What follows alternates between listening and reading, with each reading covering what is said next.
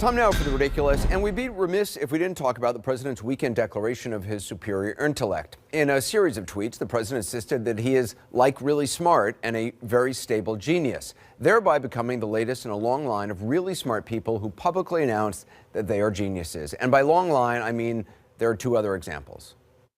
Permit me to introduce myself. My name is Coyote. Wile E. Coyote.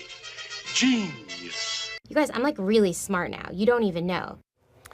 That's right, Wile E. Coyote and Kelly from The Office. And now the President of the United States. This came up briefly when Senator Lindsey Graham was on The View this morning. So do you think he's like really smart and a stable genius? I think this, if he doesn't call himself a genius, nobody else will.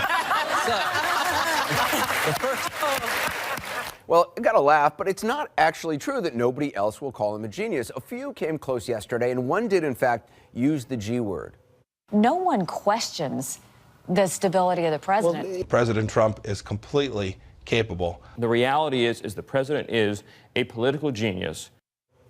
A political genius. Okay, some people believe that, and that's fine, but that's not really what we're getting at here. On Twitter, many pointed to the Einstein quote, "I am not a genius, I'm just curious." Many more thought the only stable genius out there is America's favorite talking horse from days of TV yore, the famous Mr. Ed. And speaking of horses, of course, someone else tweeted, "Stable genius sounds like a Nat Geo show about a guy who helps horses with psychological and behavioral issues."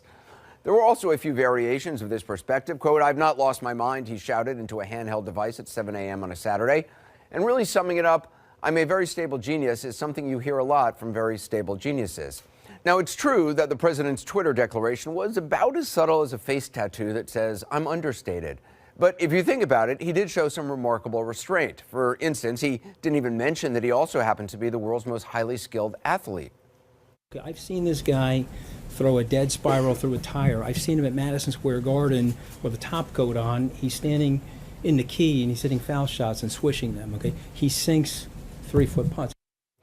See, he could have mentioned all of that, the putts, the swishes, and the dead spirals. He could have repeated that he has all the best words and hires the best people, went to the best college or colleges, and has the biggest hands. But he didn't. He just said one little thing about being like a really smart, stable genius, and that's what we like to call restraint and humility on The Ridiculous.